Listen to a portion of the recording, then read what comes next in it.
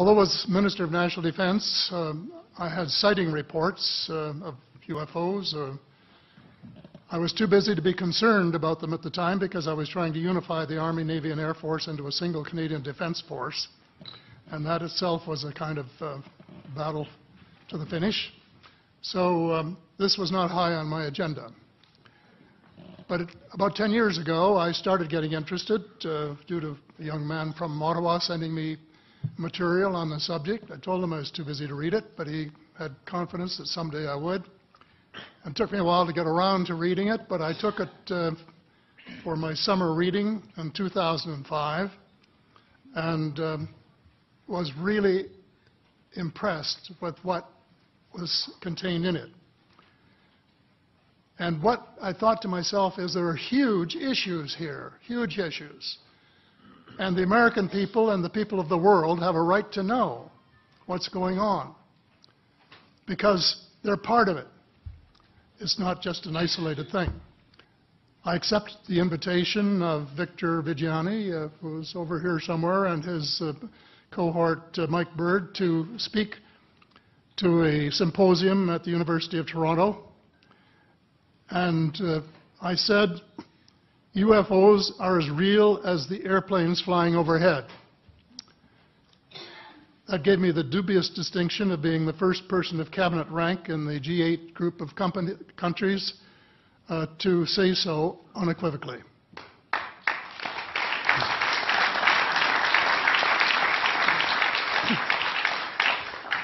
In the 1960s sometime, it was a flotilla of UFOs headed south that crossed into NATO territory in Europe.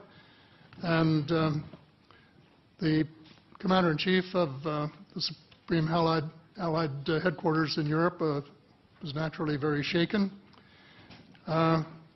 Fortunately, or maybe divine providence, before the panic button was pushed, the flotilla turned around and headed back north. Obviously, they had thought maybe they were Russian and they were very concerned about it. Anyway, an investigation was launched into this whole subject, and a document was prepared which concluded that at least 4 species had been visiting Earth for thousands of years. And this is my own view at this stage as well.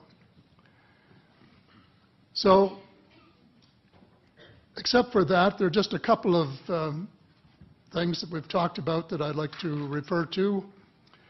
And one was that we were referring to them as they until this morning when Linda Moulton Howe, I think she was the first one, actually named 3 different species. I don't think we can any more refer to them as they because they're not an amorphous mass.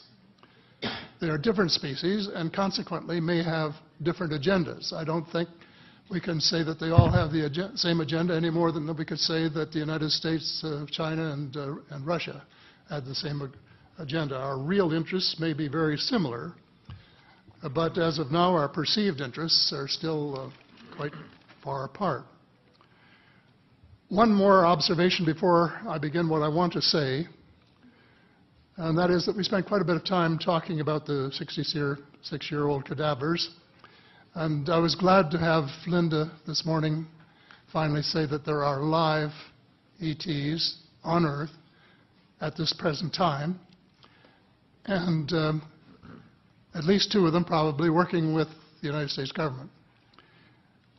The other species that I learned about not too long ago was called the tall whites. And this is when Paula Harris broke the story just a few years ago.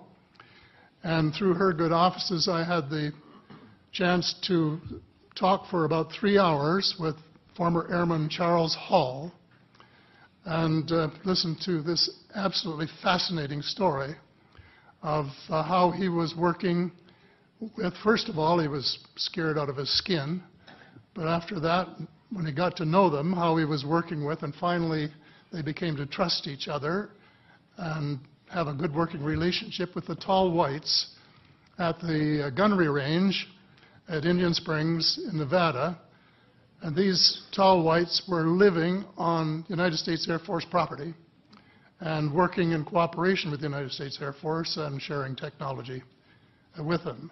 He wrote a book, incidentally, called Millennial Hospitality. There are 4 different versions, but Paula says that Millennial Hospitality number 2 is the best. I think that's the one I read, and it's a very interesting read if you want to sort of get inside the problem of what it's like to bump into these people floating across the terrain in the desert. Well, enough on that for now. My interest is in full disclosure. And my only caveat is I think probably I would say 95 to 98% full disclosure. I know of 1 or 2 things that I'm not sure should be in the public domain, at least yet. They will be someday, I'm sure, but not maybe immediately. But just as children survive the idea of the Tooth Fairy and Santa Claus when they become adult, I think that tax-paying citizens are quite capable of accepting the new and broader reality that we live in a cosmos teeming with life of various sorts. The fact that some other civilizations are more advanced than we are may be humbling. It exists, and it's being kept secret by the same vested interests who control our destiny. Who are these vested interests, and what are they up to? Well, Senator, you were talking about a military junta.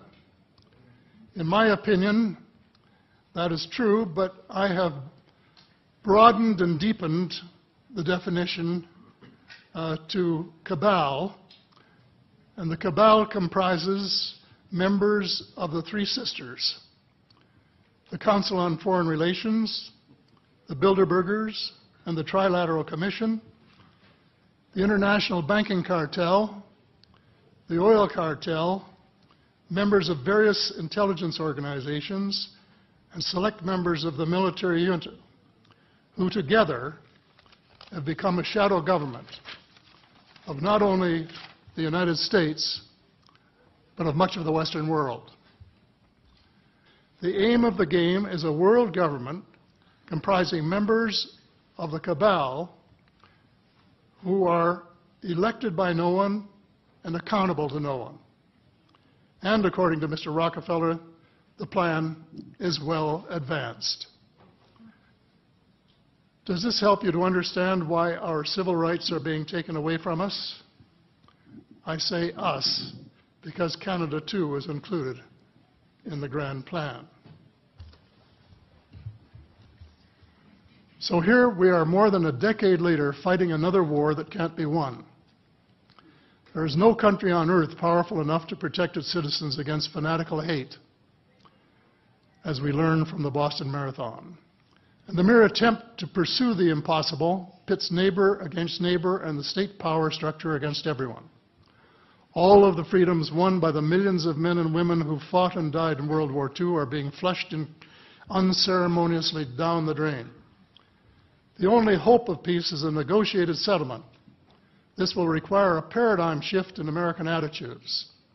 It involves a de facto renunciation of the plan for a new American energy and the adoption of a pledge of cooperation with all humankind to build the kind of world which we are collectively capable of. Young people everywhere need to be challenged by a noble cause. They need to be involved in arresting global warming, creating a banking system that is just and sustainable, and lead the way in the transformation to the new reality that we have to live in harmony with our celestial neighbors, as well as seeking peace on earth. In a word, we have to become spiritual beings and practice the one tenet that the world's major religions have in common, and that is the Golden Rule.